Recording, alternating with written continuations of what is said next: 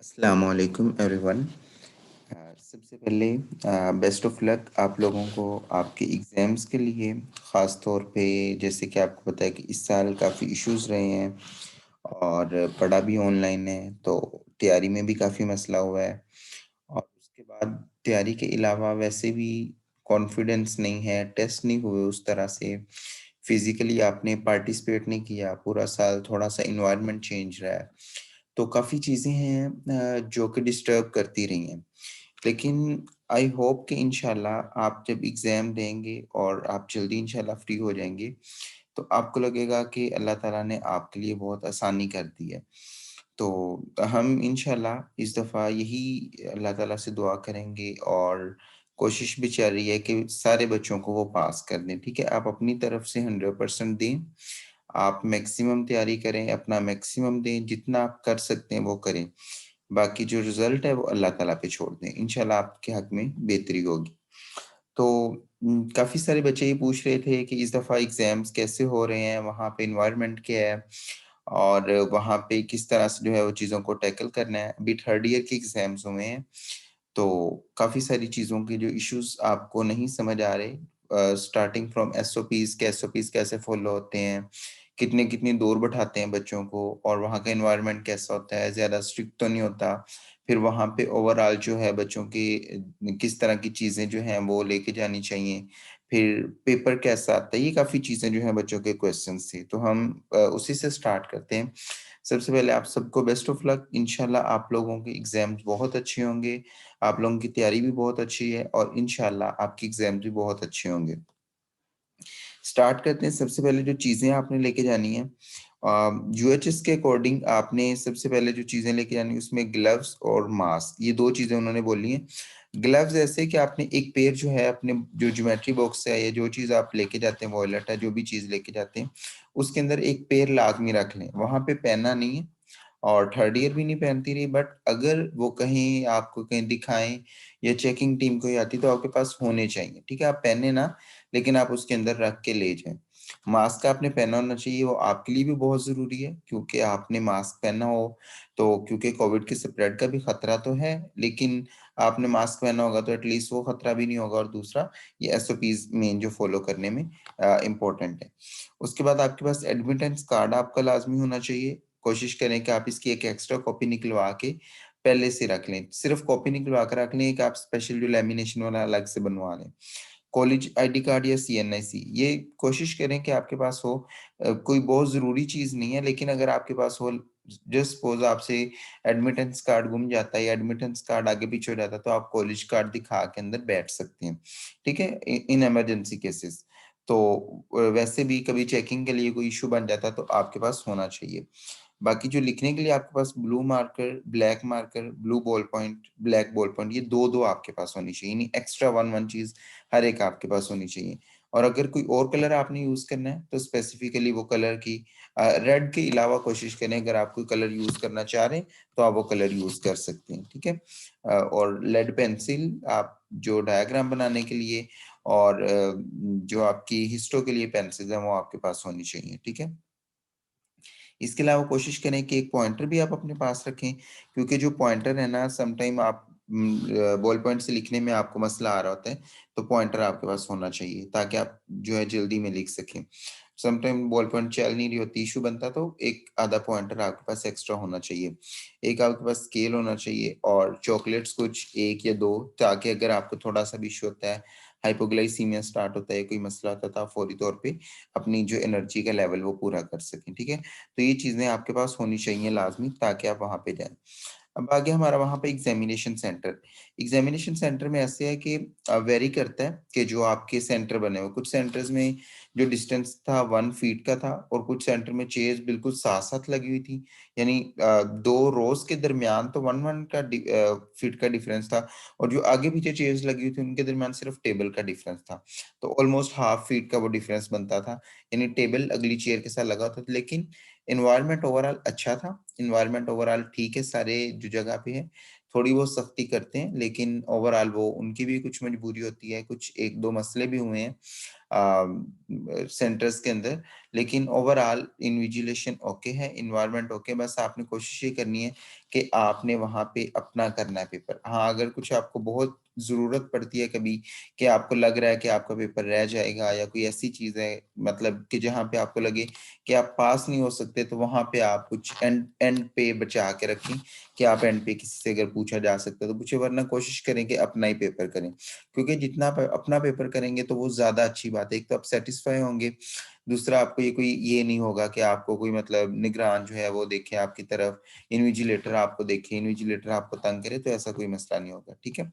तो but in case में इतना कह दूंगा कि अगर आपको ये लगे कि आप फेल हो रहे हैं, तो तब आपको कोई इस तरह का इशू बने, तो वहां पे आप अगर पूछा जा सकता तो जरूर पूछ लें, ठीक है। अब आगे हमारा एमसीक्यूज का। अच्छा, वहां पे जो सीटिंग अरेंजमेंट मैंने आपको बता दिया कि जस्ट लाइक अगर ये एक चेयर पड़ी हुई है, तो इस चेयर के आगे एक टेबल है, तो टेबल के आगे बिल्कुल साथ दूसरी चेयर पड़ी हुई है, ठीक है। इस तरह से अरेंजमेंट बना हुआ है जो उन्होंने हॉल्स बनाए हैं, ठीक है। अच्छा, अब आगे बात एमसीक्यूज पे। एमसीक्यूज के इस तरह से है कि सबसे पहले तो एमसीक्यूज आपके पास्ट पेपर की दफा काफी रिपीट हो रहे हैं, तो पास्ट पेपर के आपने एमसीक्यूज करके जाने, आपने नगट्स पढ़ के जाने, और ये सारी चीजें वो काफी सारे रिपीट हुए हैं, ठीक है। अब वहां पे जाके आपने क्या करना है, एमसीक्यूज को सबसे पहले आपके पास 45 एमसीक्यूज होते हैं सेकेंड ईयर फर्स्ट ईयर में, जो आपके सब्जेक्ट्स के, और इसी तरह थर्ड ईयर में जो है 65 होते हैं, और आगे सो ऑन। तो बेसिकली आपने क्या करना, वहां पे जाके आपने सबसे पहले वो वाले एमसीक्यू सॉल्व करने जो आपको आते हैं, पहले से शुरू हो, जो आपको आते जाते आप उनको जो है वो बबल फिल करते रहें। ये ना हो कि आप पहले पूरे को पूरे पढ़ने पे बैठ जाएं फिर आप बबल फिल करना शुरू करें, ऐसे नहीं करना। अच्छा, जो एमसीक्यूज आपने स्किप किया ना, अगर आपको उसमें से कोई करीब करीब ऑप्शन लग रहा है, तो वहां हल्का सा मार्क कर लें, जो एमसीक्यूज नंबर है उस पर स्टार बना लें, और जो उसका ऑप्शन लग रहा है वहां हल्का सा मार्क कर लें कि अगर आपको इन केस इमरजेंसी में एंड पे आपके पास 2-3 मिनट बचते हैं और आपके 10 बार एमसीक्यूज पढ़े, तो आप जल्दी से जो आपने सोचा हुआ करीब करीब वो आप लगा सकें, ठीक है। समटाइम ऐसा होता है कि एमसीक्यूज रह जाते हैं, ठीक है। तो फर्स्ट अटेम्प्ट में आपने वही एमसीक्यूज करने हैं जो आपको आते हैं अच्छे से, आप उनका बबल साथ साथ फिल करते जाएं। फॉर एग्जांपल आपको 25 एमसीक्यूज आते हैं, हम बहुत कम लगा रहे हैं, फॉर एग्जांपल 25 आपको आते हैं फर्स्ट अटेम्प्ट में, या 20 आते हैं, या 30 आते हैं, पेपर के अकॉर्डिंग कि किस तरह का बनना है, तो आपने वो सोल्व कर लिया। फिर आप सेकेंड अटेम्प्ट में कोशिश करें, अब आपने सिर्फ जो स्टार मार्क लगाया ना, स्टेरिक मार्क, उसको देखें कि कौन कौन से हैं उसके अकॉर्डिंग, और जो स्टेरिक मार्क है आपने आंसर शीट पे नहीं लगाना, वो आपने क्वेश्चन पेपर पे लगाना, जो क्वेश्चन पेपर पे नंबर लिखा होता है, ठीक है। तो वहां पे आप देखिए कौन से रहते हैं, फिर उनको सॉल्व करें, एंड पे कुछ बच जाएंगे उन पे सोचें, उनसे एक्सक्लूड करें ऑप्शन के, मतलब 5 ऑप्शन है तो आपका ये वाला नहीं अगर हो सकता, बाकी 3 बच जाएंगे, फिर उसमें से भी कोशिश करेंगे एक्सक्लूड हो रहा तो उसको करें, बाकी आपके पास एक आधा 2 बच जाएंगे, तो इंशाल्लाह उसमें से आपका सॉल्व हो जाएगा करीब करीब, ठीक है। तो कोशिश करें टॉपिक से रिलेटेड रहेंगे तो इंशाल्लाह आपके वो एमसीक्यू सॉल्व हो जाएंगे। हाँ, अगर लास्ट मोमेंट पे आपके पास काफी सारे एमसीक्यूज बच जाते हैं, तो उसका तरीका मैंने आपको बताया कि जब आप सोल्व करेंगे, एक पेज है फॉर एग्जांपल, और इस पे आपके एमसीक्यूज है, ये आपका 1 2 3, ये आपके एमसीक्यूज है फॉर एग्जांपल 4, तो यहाँ इसके ऑप्शन है, आप इसको स्टार लगा लें यहाँ के, फॉर एग्जांपल ये आपका रहता है, और यहाँ पे अगर अल्फा बीटा चार्ली डेल्टा ईटा जो भी ऑप्शन है, वहाँ हल्का सा टिक लगा लें, ठीक है, बड़ा टिक ना लगाएं, ताकि वो आपको तंग भी ना करें, तो उससे आपको ये आइडिया हो जाएगा अगर आपको लास्ट मोमेंट पे लगाने पड़ते हैं तो वो आपको जल्दी से लगा ले। अगर कोई एमसीक्यूज रह जाता है, आपसे शीट छीन ली जाती है, टाइम खत्म हो जाता है, तो उसका सारा स्ट्रेस एससीक्यू पे नहीं डालना है, एससीक्यू अलग चीज है। 45 मार्क्स आपके पास अभी भी पड़े हुए हैं, तो अगर 5 एमसीक्यू, 4 3 2 1 कोई रह जाता है, 10 रह जाते हैं, तो कोई इशू नहीं है। इन केस रहना नहीं चाहिए, लगाना चाहिए, आपको आखिरी कोशिश तक बबल फिल करके आने चाहिए, ठीक है। अगर आपके पास आखिरी मोमेंट पे रहते हैं, अगर आपको नहीं समझ आ रही, कोई एक ऑप्शन लगाएं, छोड़ के नहीं आना आपने, तो अगर रहता है तो कोई उसकी टेंशन फिर नहीं लेनी, फिर आपने एससीक्यू की तरफ मूव करना है। एसक्यूज में डिफरेंट चीजें आती है, जो सबसे पहले आपकी आती है डेफिनेशन। डेफिनेशन कोशिश करें जो एग्जैक्ट बुक की लाइंस हैं, या एग्जैक्ट कहीं गूगल से आपने पढ़ी हुई है या किसी बुक से पढ़ी है, एग्जैक्ट वही वर्डिंग लिखें। डेफिनेशन अपने पास से ना बनाने की कोशिश करें। हाँ, अगर आप बहुत अच्छी बना सकते हैं, उसमें वो सारी चीजें मेंशन कर सकते हैं, तो जरूर करें। फिर आता है आपका एक क्वेश्चन आता है, इनुमरेट या in list the following factors, following thing. इसका मतलब ये होता है कि सिर्फ़ उनको आपने इनलिस्ट करना है या इनुमरेट करना है, वहाँ पे आपने कहानियाँ नहीं लिखने बैठ जाना। जहाँ पे इनलिस्ट या इनुमरेट आया तो आपने सिर्फ़ 1, 2, 3, 4 या बुलेट्स की फॉर्म में बना के वो लिख देने। तीसरे नंबर पे मैकेनिज़्म, जहाँ मैकेनिज़्म है अगर डायग्राम ज़रूरी है, डायग्राम भी बनाएँ और मैकेनिज़्म को फ्लो चार्ट की फॉर्म में बनाएँ। फ्लो चार्ट लाज़मी बनाएँ कि आपका कोई मैकेनिज़्म है तो उसको आप फ्लो चार्ट बनाने की कोशिश करें, ठीक है? तो फ्लो चार्ट आप बनाएँ। अच्छा, डायग्राम कब रिक्वायर होती है? जब कोई ऐसा क्वेश्चन आ जाए जिसमें मैकेनिज़्म पूछा गया और उस मैकेनिज़्म के डायग्राम भी है, तो वहाँ पे ज़रूर बनाएँ, छोटी सी डायग्राम करके बना दें, कोई भी ऐसा इश्यू नहीं है, ठीक है? वहाँ पे ज़रूर बनाएँ, एनास्टोमोसिस वगैरह आ जाते हैं, उसमें प्रॉपर डायग्राम बनाएँ, अच्छी नीट बनाएँ, इसी तरह हिस्टो की डायग्राम जो है, वो प्रॉपर बनाएँ। डेफिनिशन जहाँ भी आए कोशिश करें वहाँ उसकी एग्ज़ाम्पल दें, वो आपके लिए एक पॉज़िटिव चीज़ होगी और इसका बड़ा अच्छा इंप्रेशन होगा। अगर आपको कोई आंसर नहीं याद आ रहा और आपसे कोई सिनेरियो जो है उसका नहीं आंसर बन रहा, उसके करीब-करीब की कोई चीज़ ज़रूर लिखें। अगर आपसे पूछा भी नहीं जा रहा है और ऐसा सीन है कि आप नहीं एंड तक लिख सकते, तो उसके करीब-करीब की ज़रूर कोई चीज़ लिखें। ये ना हो कि आप कोई बिल्कुल अलग-थलग चीज़ लिखें। मतलब एक टॉपिक का आपको आइडिया हो जाएगा ना कि इस टॉपिक से आया है, उस टॉपिक से रिलेटेड कुछ लिखा है। लिख के ज़रूर आना है, छोड़ के नहीं आना आपने, अगर आपको आंसर नहीं आ रहा, ठीक है? तो एंड तक आपने कोशिश यही करनी है कि आपने सारे के सारे वो सॉल्व करने हैं। अब वहाँ पे ये होता है कि आपको पता है एमसीक्यूज़ में आपके पास 3 शीट्स आती हैं, जिसमें पहली शीट आती है, उसमें 1 टू 3 आपने सॉल्व करने होती हैं। जो दूसरी शीट आती है, आपने उसमें 4, 5, 6 क्वेश्चन सॉल्व करने होते हैं और जो तीसरी आती है, आपने उसमें 7, 8, 9 सॉल्व करने होते हैं। तो आपने ये नंबरिंग का भी ख़ास ख़्याल रखना है कि जिस नंबर का आप जो आप क्वेश्चन सॉल्व कर रहे हैं, आपने नंबर उसका अच्छे तरीके से ज़हन में रखना है कि आपने नंबर तो गलत नहीं कर लिया। उसको अच्छे से फिल करना है, अपने साइन करने हैं और इसी तरह एमसीक्यू शीट पे आपने अपना जो है वो कोड अच्छे से मैच करना है, वेरी करना है, वेरीफाई करना है कि सही लिखा है या नहीं और इसी तरह सारी चीज़ें आपने करनी है।